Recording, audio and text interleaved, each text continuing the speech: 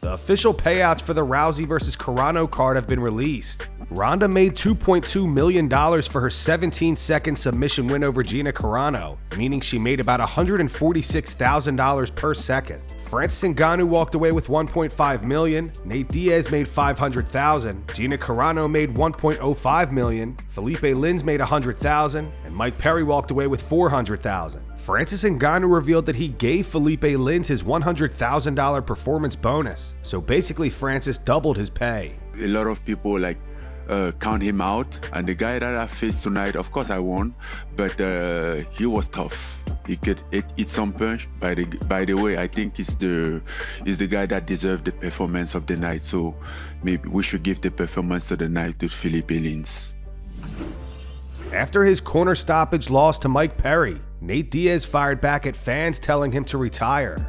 You should hang him up. I just fought the most violent motherfucker right there, so maybe I just need to fucking run a little harder next time and get the fucking job done.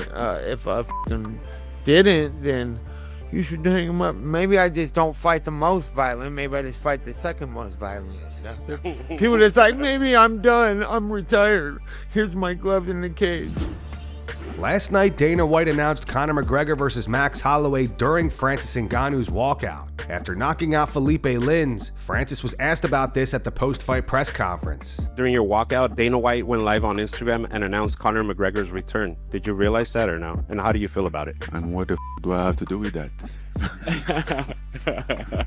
I mean, so I should stop my workout and look what is going on with? No, well, people during the week were saying that he was going to announce it during the... I don't care, bro. Okay. Let's move on. Life goes on. I'm doing my stuff. I'm doing good. I have no problem. Everybody can do whatever he wants. What happened? Dana tweeted. I mean, he went live but announced Conor McGregor versus Holloway. Oh, I love the cokehead is back. Nice. Listen. Yeah, that's cool, bro. Cool. Yeah, drop it during our event. Doesn't matter. That just shows how pressed they are. Little insecure boys trying to piggyback off of our event and try to put some news over top of us. It's not gonna work, buddy. Jorge Masvidal gave his take on Conor McGregor returning to face Max Holloway at UFC 329. Masvidal thinks Max is a bad matchup for Conor. Everybody's also asking what's up with Max Holloway versus Conor. This is crazy. This is good. I think a bad fight for Conor. Really good fight for Max, but let's see what happens. A lot of people are saying it should have been me against Conor. Conor don't want that heat. He knows I'll smoke his ass. Chael Sonnen isn't a huge fan of the idea of a rematch between Mike Perry and Nate Diaz. Chael thinks Perry should face Jorge Masvidal instead. Perry kept his foot on the gas. It was just a very compelling situation. Nate called for a rematch when all was said and done. Perry said, yes, I will oblige. But I don't know. I don't know if I'm bullish that they're going to go in that direction or not. And I don't know that we have to know. I don't know that we have to know what is next. I think that a Mike Perry versus George Masvidal is something that would work, by the way. Right, if they don't do the rematch with Nate, I'm just trying to play matchmaker. George Masvidal is a free agent, so he could do that. I think maybe that's a direction, just as a guess. Overall, though, Perry versus Diaz greatly delivered. It was incredible. It was a street fight. Everybody leaves whole. And that's another tough thing when you're a matchmaker and you're putting two guys that are so popular. When you're putting two guys that are so popular, it's easy if one guy's hated. It's easy to cheer. And it's easy to feel good when it's done. When you take fan favorites, right? Nobody wants to see Nate Diaz get beat up or lose or get hurt because they love him. But that's not really what happened. He took a cut. There was some blood. He got up. Everybody's fine. You're going to have a winner. You're going to have a loser. But it didn't feel like one of your heroes got tarnished. It was a scrap. That was a street fight. And it was a great strategy that I've really never seen before. And I give credit to Mike Perry. Arman Tsarukyan and Georgio Poullas appear to have put their issues behind them. During a recent live stream on Kick, the two were seen showing each other different wrestling techniques and training together. Good to see you, bro. You streaming or what are you doing? Streaming right now, yeah. We're on Kick, say hi to chat. How many followers you got? You got millions. Millions, man. Chad, how are you guys? You're gonna teach us some good stuff? I came to learn. Yeah, I'll show you how to wrestle. Oh, shit. Maybe show me like a headlock or something, yeah? Yeah, I'll show. And you gotta show me the one technique how you do the thing. I'll show you. I got you, brother. Let's do it. You first you fucking like a punch and then you go here. That's right. So the trick to it is, when you're in here, it's the step behind. So a lot of people, they throw it sideways. So I know you like to go here. Yeah, That's why I switched my stand. I know. I felt And I that. work here. So I'm throwing it that way. Let's go, guys. But you go to the leg too, right? Yeah. So from here to here. The most important you flop and then you go, right? Yep.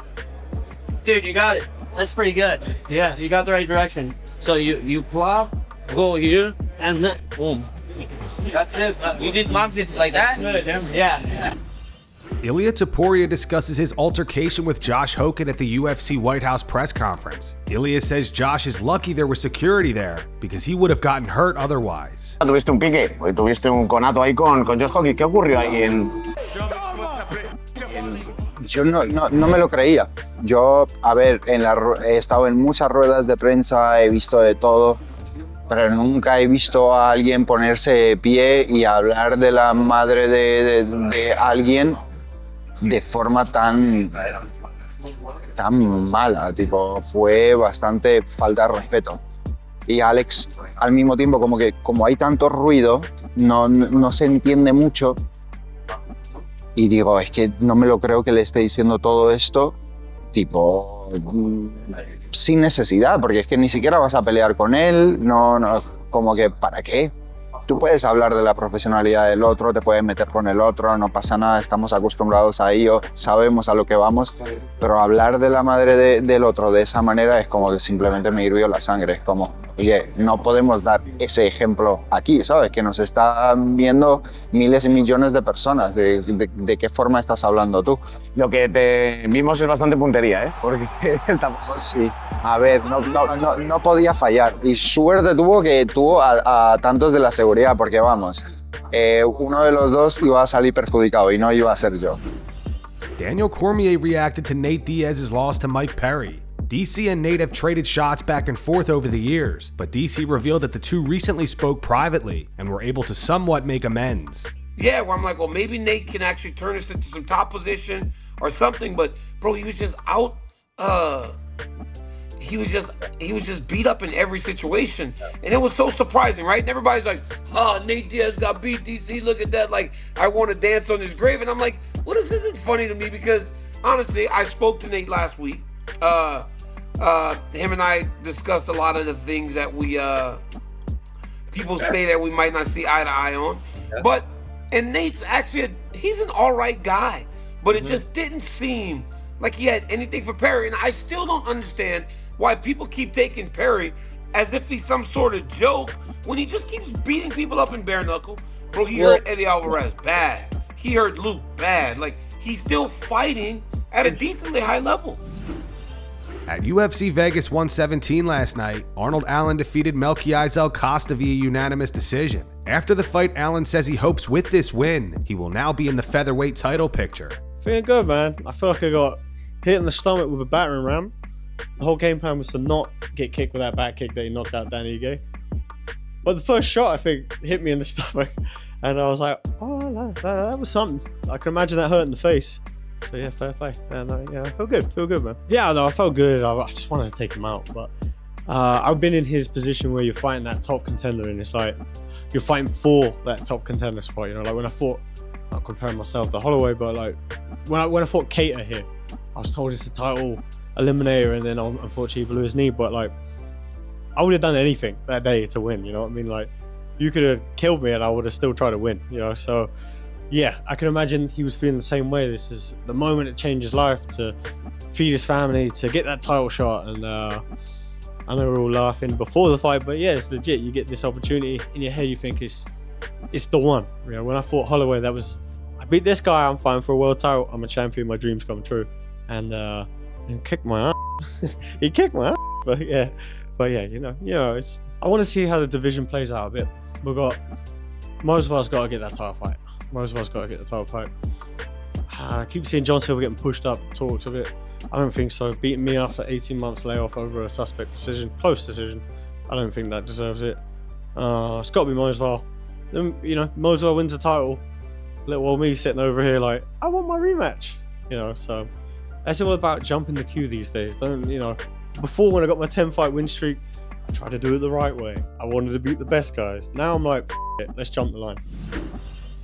Ronda Rousey reveals Dana White texted her before the Gina Carano fight and wished her luck. Ronda also said that she's happy that she lost her UFC title the way she did, because retiring undefeated can hurt the division. Did you hear from Dana White since this is He did send me a text this morning. He sent me a text and he said good luck, and you know that he hopes me and Gina kill it. And I was just told about like how much it meant to me to hear that from him.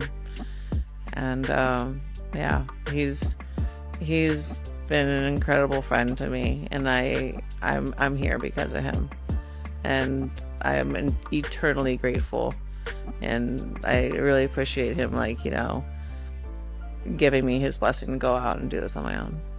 I think this is much better than retiring undefeated. I think I didn't really learn until I you know, went into pro wrestling and saw that, oh, if you retire with the title, you take all of that equity with you, and it would have been to the detriment of the division if I did that.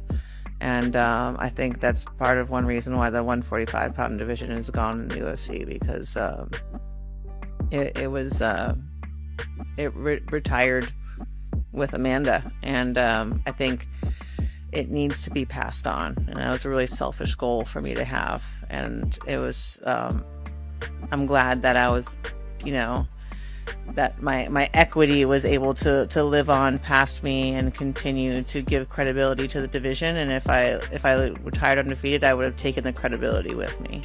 And so it was the best thing for the sport. Rampage Jackson ran into John Jones last night at Rousey versus Carano and told him that his knees are still hurting from John throwing oblique kicks during their fight back in 2011. I feel good. You enjoying the show? What up, chat? How y'all doing? Hey, you know. Hey, they be trying to throw you on the bus, man. It's the champ, you know, Johnny Bones.